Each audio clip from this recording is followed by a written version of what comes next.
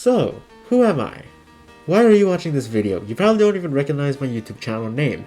That's because it's rebrand time. I'm gonna change my brand back to what it originally was, because in the beginning it was Kamiano Arts, and then I changed it to Eusebius and Kamiano, and then I changed it to Eusebius, Psychosis, and Hawaii.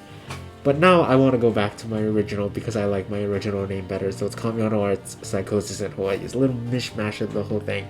And I'm pretty sure that a lot of people who just subscribed in the past couple days are very confused because my views and watch time have skyrocketed. Well, not really skyrocketed. They increased for somebody of my size. Not that bad. It's a pretty good increasement. But But anyway, I just wanted to take my time to sit down and explain who I am to you, because I know a lot of people who are watching this are coming from the point of view of my Art of the Mentally Ill video. And in Art of the Mentally Ill, I talk about Eusebius and Kamiano as two different people, when in reality they're both the same person, me. So yeah, that just goes off on a whole another tangent. But essentially what I want to say is, hi, I am Eusebius Kamiano, whatever the fuck you want to call me, I don't care. I've changed my name so many times that people don't even know what my real name is, much less a lot of other personal information about me. But we're not talking about that right now. Today we're going to be talking about why I created this YouTube channel.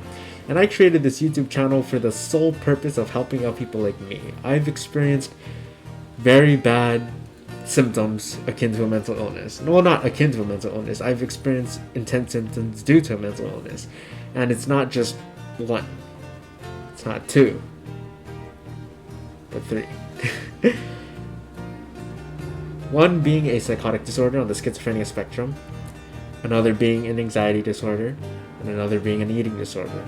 I've also struggled with alcoholism and different forms of paranoia induced by delusions and OCD and stuff like that. What you need to know about me is that I'm very eloquent in being able to convey my mental status. I am highly capable. Sorry, there's a helicopter outside, military base, you know. I'm very capable of taking things in my life that not many people are able to understand, and I turned it into something that people can understand. When I talk about voices in my head telling me to kill myself, I'm not talking about inside voices, I'm talking about outside voices, and I explained that in another video. I'll probably upload another one entirely based on the idea of inside voices and outside voices. But I had a severe mental illness, and it was so severe I was sent into a mental hospital.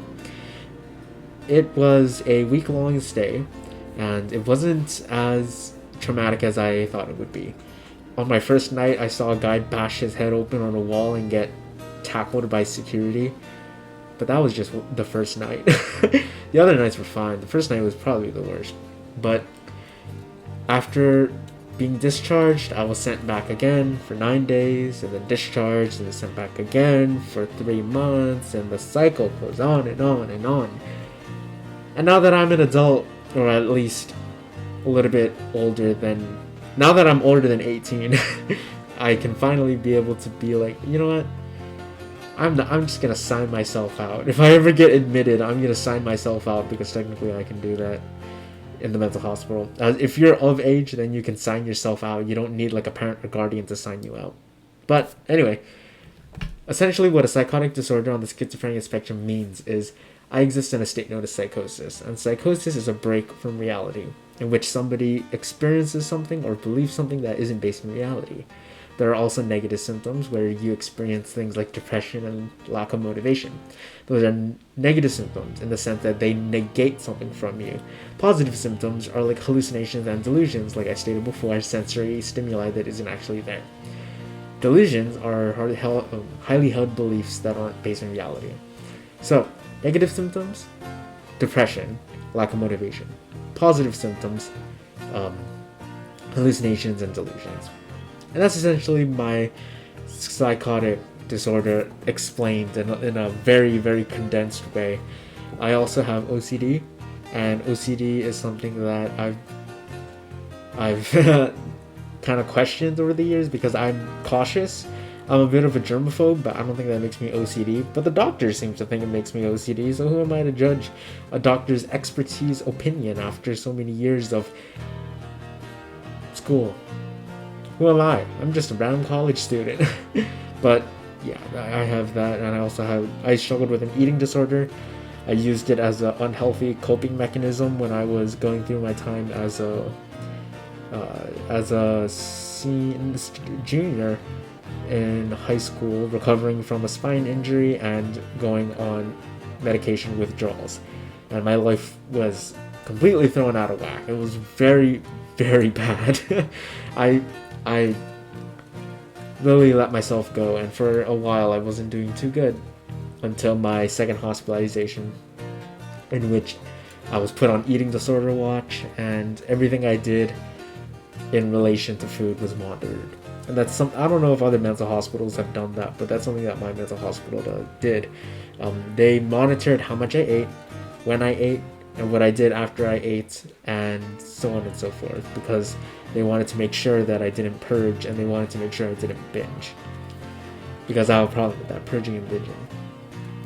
Or I guess it's the other way around, binging and purging.